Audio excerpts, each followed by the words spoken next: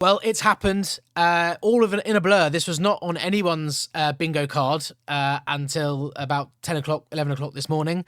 A phenomenal day. And I think it's going to prove to be quite a momentous day when we look back on it.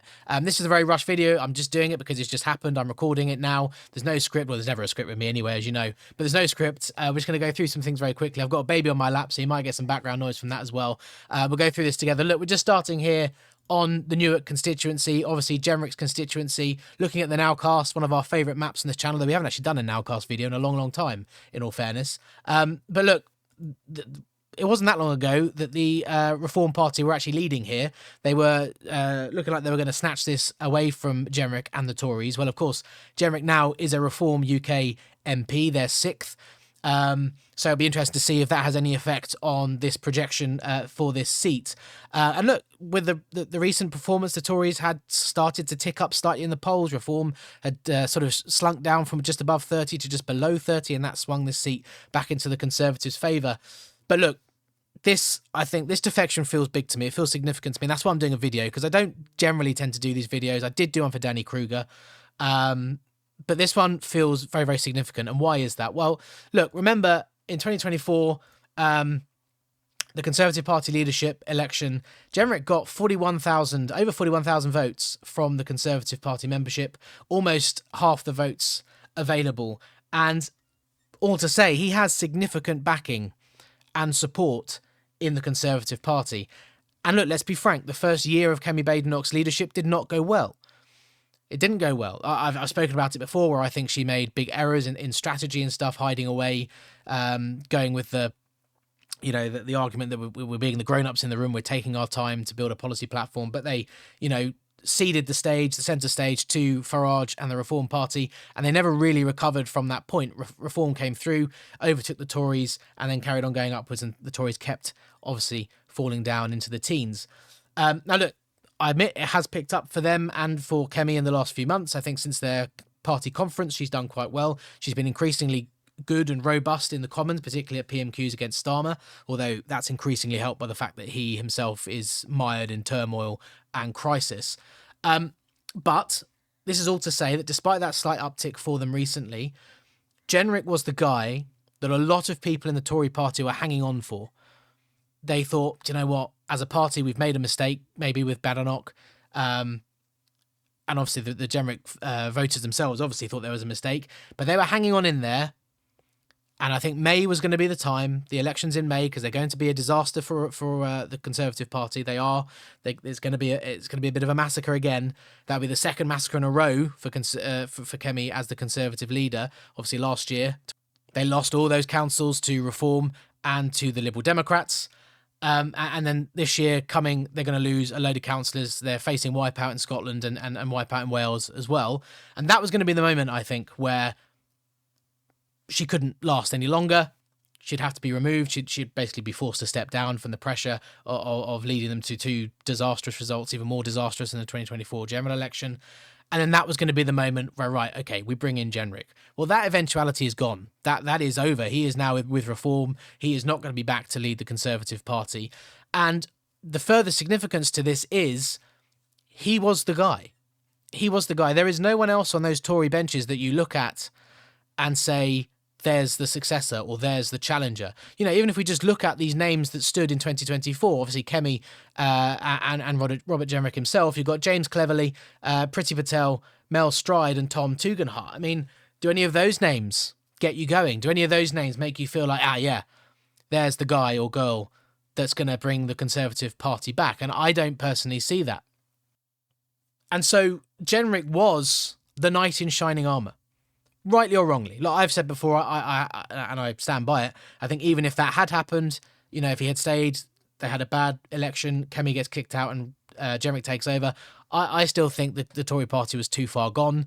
And I think he would have come up against the internal struggle against the people that have made the Conservative Party what it is, unelectable, essentially, and he would have lost. So I'm not necessarily saying he would have been a successful knight in shining armour, but to those 41,000 plus people in the Conservative Party, possibly more by now, he was the knight in shining armour, he was the chink of light, and he's gone. He's gone through Reform. So what I'm saying is the significance of this is Jenrick could be the domino that causes the rest to fall. Now, look, there's been loads of defections. Of course, there has. At the councillor level, Reform were doing it the other day on social media. They had 20, I think, councillors defected. Most of those came from the Conservative Party. But obviously, in terms of high-profile MPs, there's only been Danny Kruger as an MP. Now there's Jenrick. Obviously, we had Zahawi the other day, joined, not an MP currently, lost his seat in the election, but a high-profile. But Jenrick's the one that feels like he could be the one that bursts the dam. To me, that's what it feels like. Like I say, I think there's a lot of people in the Conservative Party who are hanging on for him. And that includes your grassroots members, and I think it also includes quite significant big-name people as well. So, look, keep an eye out. I'm not going to name drop because I don't know what people are going through people's heads. But those right-wing Conservative MPs, the Brexiteers, you probably know who I'm sort of thinking of. Let's see what happens in the coming days, weeks, months, whatever it is. And that's why I feel that this one is particularly significant, and that's why I'm doing this video, really. And look, things were starting to look like they were picking up for the Tories. I think it's been slightly overdone. You can see from the arrows or the lines on the screen here that Reform, actually having had a bit of a dip, were starting to point back upwards again. And the Tories, likewise, having been upwards, are starting to point back down again. And look, it's still not good, and this is what I mean. They've had a bit of a recovery in the last few months, but they're still at 19.4% compared to when, in the general election, they got 24.4% of the vote. So Kemi still not doing a great job, although the signs of recovery were perhaps there.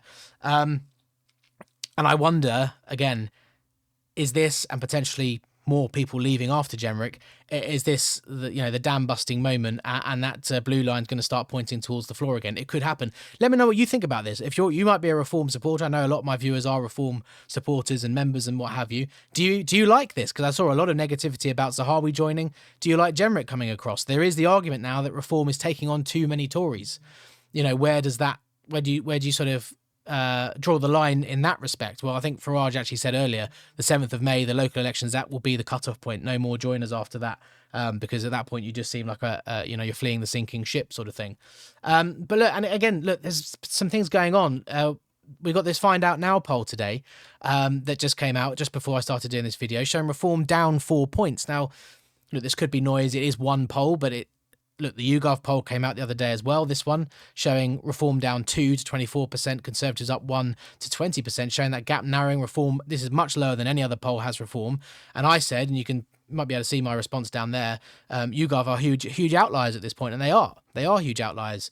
But that Find Out Now poll, this one, makes them much less of an outlier, and a big drop for Reform in just a week. Now, this could be noise, it could be a statistical anomaly, or it could be, and we have to entertain because look, for balance, because I try and be balanced and objective on this channel, okay, last year, or in end of 2024, Find Out Now were the ones putting Reform on sort of 25%, and getting ahead of the Conservatives and Labour and stretching out a lead.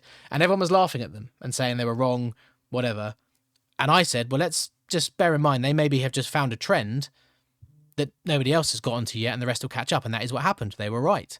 So we have to take into the account the possibility that YouGov this time have caught a trend first, and the rest will catch up. And this looks like that might be what's happening potentially.